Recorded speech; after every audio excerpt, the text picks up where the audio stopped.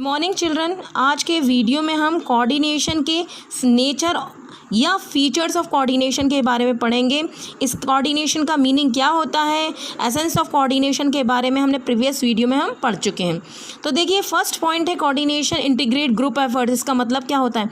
Coordination जो concept use किया गया है वो एक सिंगल एफर्ट्स के लिए, एक सिंगल व्यक्ति जो काम करता है ऑर्गेनाइजेशन में उसके लिए नहीं किया है, ग्रुप एफर्ट्स के लिए जो बहुत सारे लोग काम करते हैं, ठीक है, और एफर्ट्स करते हैं, उनके लिए कोऑर्डिनेशन वर्ड यूज़ किया गया है।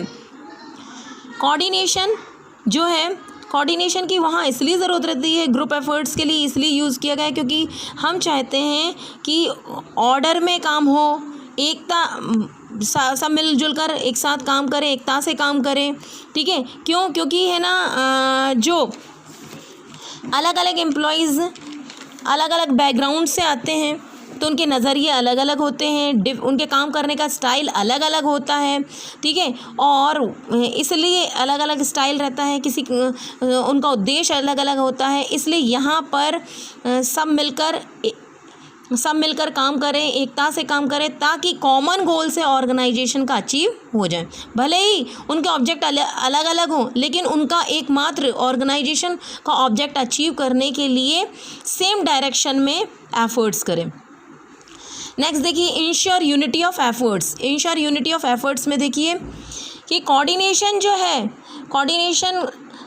कोऑर्डिनेशन में हमेशा जोर दिया जाता है कि सब एकता से मिलजुल कर एफर्ट करें, ठीक है। ऑर्गेनाइजेशन में जितने भी एम्प्लॉयज़ काम कर रहे हैं उनके बीच में उनके जो विचार हैं या वो कॉन्फ्लिक्ट्स ना हो, विवाद ना हो। क्यों? क्योंकि अगर क्या होगा, उनके विचार एक दूसरे से मिलेंगे नहीं, वो एक दूसरे को लेके नहीं चलेंगे, लड़ाई झगड़े करते रहेंगे, जिसके कारण नुकसान किसका होगा? ऑर्गेनाइजेशन का। तो प्रत्येक मैनेजर का उद्देश्य रहता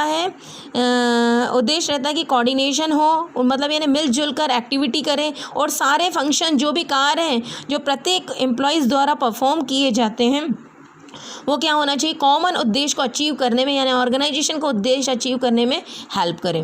नेक्स्ट देखिए, continuous process. Coordination never ending function, ऐसा फंक्शन है जिसका कभी अंत नहीं होता है, ठीक है। इसे कंटिन्यूअस फंक्शन इसलिए कहा गया है। और ये जो कोऑर्डिनेशन कुछ बड़ी बड़ी ऑर्गेनाइजेशन में वहाँ ज़्यादा कोऑर्डिनेशन की ज़रूरत रहती है क्योंकि बहुत सारे एम्प्लॉयज़ काम करते हैं ऑर्गेनाइजेशन में, तो ज़्यादा कोऑर्डिनेशन की ज़रूरत रहती है। और जो स्मॉल ऑर्गेनाइजेशन रहती है उसमें कोऑर्डिनेशन की थोड़ी कम ज़रूरत रहती है।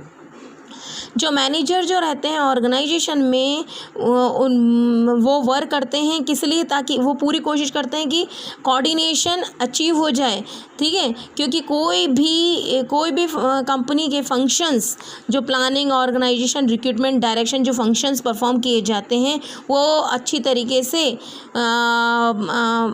से परफॉर्म नहीं हो सकते हैं अगर क्या होगा? कोऑर्डिनेशन एब्सेंस होगा, ठीक है।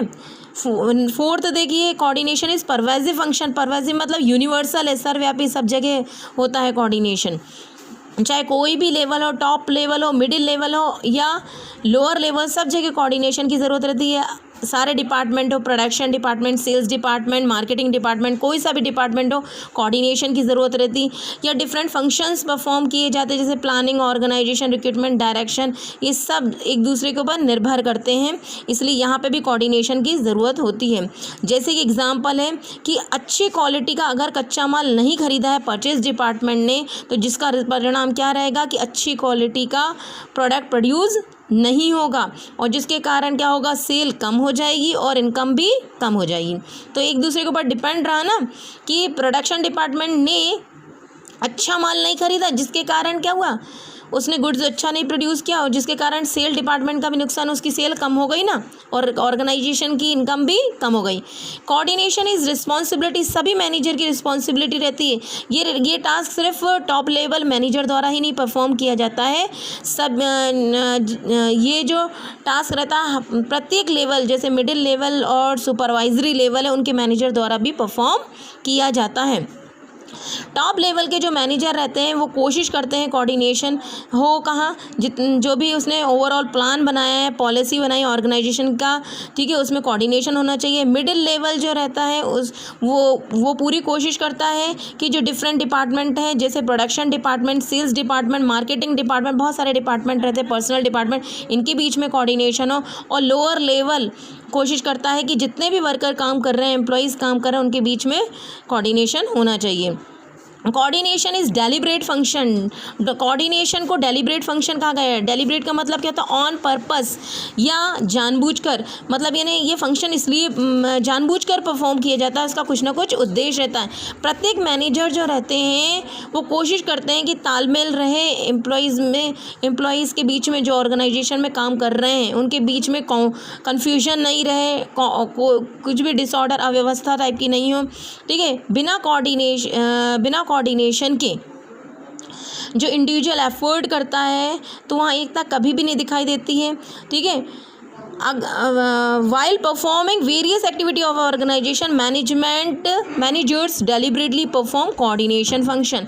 इसलिए जो एक्टिविटी परफॉर्म की जाती है ऑर्गेनाइजेशन में और वो मैनेजर द्वारा, वो उसमें जानबूझकर कोऑर्डिनेशन फंक्शन इन्वॉल्व होता है। समझ में आ गया?